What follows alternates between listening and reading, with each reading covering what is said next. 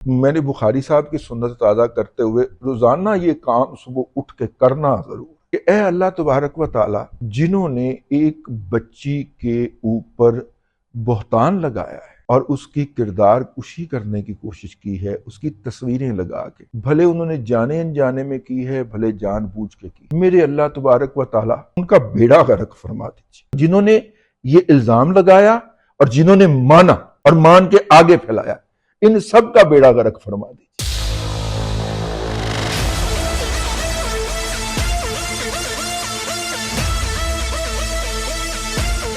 بسم اللہ الرحمن الرحیم۔ میں نے آج سے اپنی زندگی کا اصول بنا لیا ہے۔ ہمارے استاد ہیں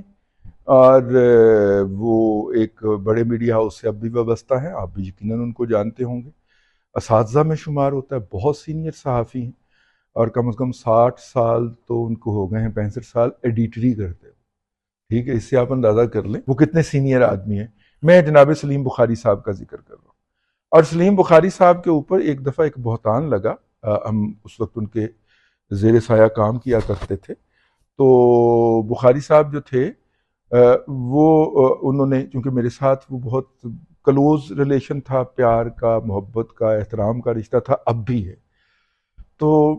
ظاہر ہے کہ ایسے وقت میں بندہ تسلی دینے کے لیے جاتا ہے، تو میں ان کے پاس حاضر ہوا تو انہوں نے کہا کہ میں تو یہ اٹھا کے بیٹھ جاتا ہوں روزانہ اس کے دربار میں اور کہتا ہوں کہ جس نے میرے اوپر یہ بہتان لگایا ہے، اللہ تبارک و تعالیٰ اس کو نیست و نابود کر دے، ٹھیک۔ اور یہ کہتے ہوئے ان کی آنکھوں میں آنسو آ گئے اور ہم بھی رو پڑے۔ ظاہر ہے استاد اور اتنا سینئر اور اتنا محسن آدمی ہو، جنہوں نے ہمارے کیریئر کو ڈائریکشن دے دی، اور وہ جو تھے وہ یہ اتنی بے بسی سے کر رہے تھے، تو مطلب کہ مجھے جو ہے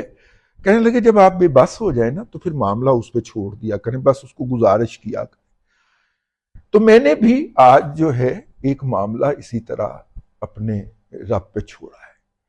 لیکن میں نے بخاری صاحب کی سنت تازہ کرتے ہوئے روزانہ یہ کام صبح اٹھ کے کرنا ضرور کہ اے اللہ تبارک و تعالی، جنہوں نے ایک بچی کے اوپر بہتان لگایا ہے اور اس کی کردار کشی کرنے کی کوشش کی ہے، اس کی تصویریں لگا کے، بھلے انہوں نے جانے انجانے میں کی ہے، بھلے جان بوجھ کے کی ہے، میرے اللہ تبارک و تعالی آپ کی سنت ہے کہ امی عائشہ رضی اللہ تعالی عنہا کے اوپر جب بہتان لگایا گیا، آپ نے قرآن پاک کے اندر ان کی گواہی دی، عصمت کی، تو اب یہ ان کی امت کی ایک بیٹی کے اوپر اس طرح کا الزام اسی طرح کے منافقین اور مشرکین لگا رہے ہیں، تو ہم آپ کی جباریت اور قہاریت کا اظہار چاہتے ہیں ان کی، یہ آپ کی سنت ہے،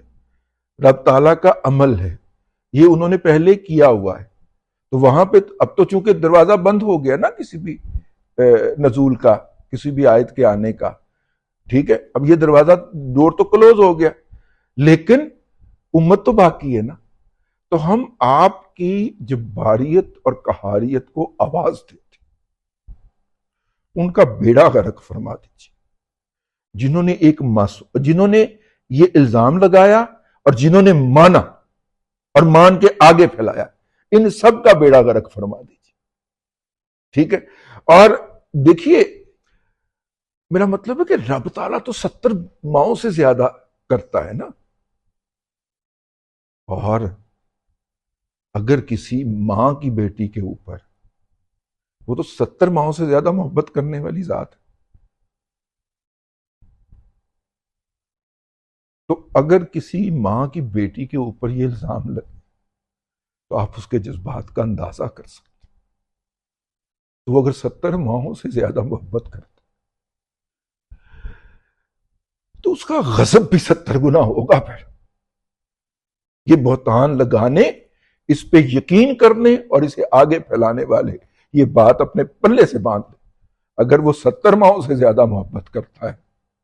اس کا عذاب اور اس کا غضب بھی پھر 70 گنا زیادہ ہوگا، ٹھیک ہے۔ تو ہم تو بھئی اس غضب کو، اس عذاب کو آواز دیتے ہیں، یہ میں نے تو اپنا بنا لیا دستور، اور ساتھ میں یہ فرمائش بھی کی ہے کہ اے اللہ تبارک و تعالی، آپ نے ان کا انجام اس دنیا میں ہمیں دکھانا ہے، ایسے نہیں ماننا ہم، ٹھیک ہے نا؟ اور اپنی ذات کے حوالے سے میں یہ آپ سے پورے شرح صدر کے ساتھ کہہ رہا ہوں کہ جب میں نے اپنے رب تعالیٰ سے یہ خواہش کیا، یہ دعا مانگی، تو میرے رب نے مجھے کبھی مایوس نہیں کیا۔ اگرچہ